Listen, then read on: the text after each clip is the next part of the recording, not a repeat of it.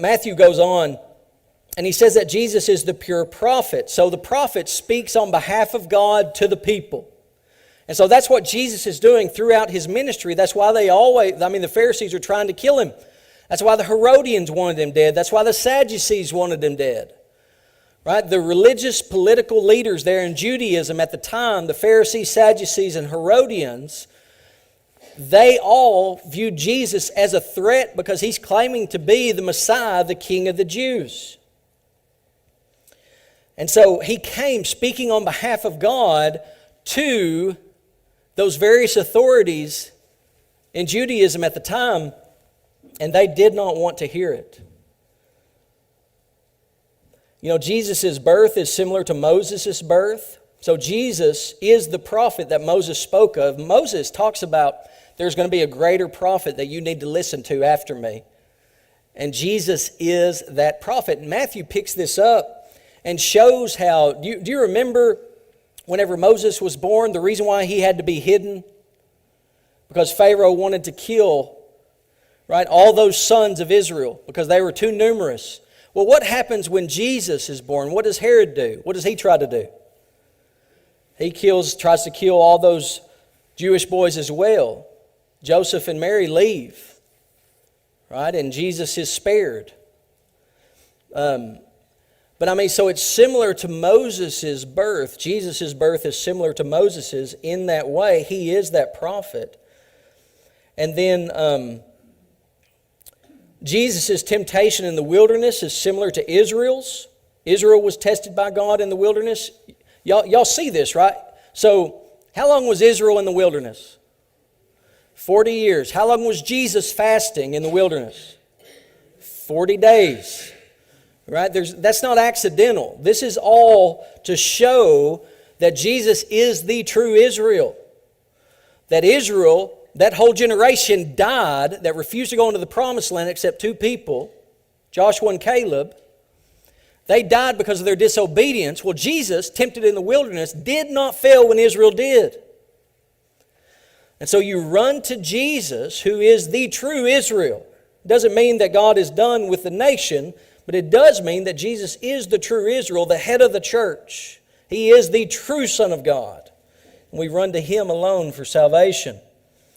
Not only that, but Jesus' Sermon on the Mount. Even the language in Matthew where Jesus goes up to high mountains to speak, it points back to Moses going to Mount Sinai to receive the law. So Moses goes up to receive the law. Jesus goes up to preach the law. He has an authority that Moses doesn't have.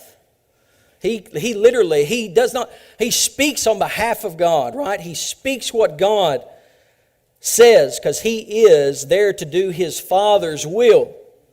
But it is not the exact same way as Moses does. Jesus' transfiguration was like Moses' transfiguration. Do you remember when Moses' face shined? He had to wear a veil, scared the people when he came down from Mount Sinai.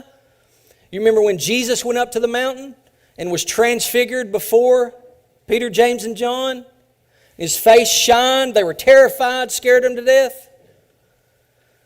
What is Matthew saying? Why does he emphasize these particular stories? Well, he's writing to the Jews and he's pleading with them, look, you follow Moses. This is the one that Moses prophesied about. He is the prophet that is the fulfillment of what Moses was saying. A greater than Moses is here.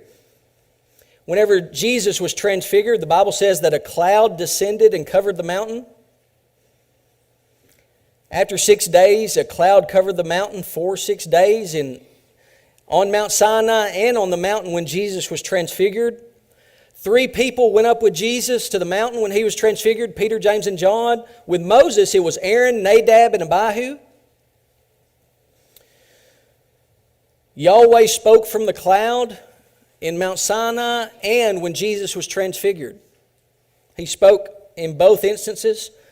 The disciples were terrified, right? The Bible says they were terrified. The Old Testament says that Israel was terrified. And so, there's these clear parallels, and these are over 1,000 years apart. Right? It's just amazing what God is doing, but He has laid it out here for us that Jesus is the prophet. The question is will we hear Him?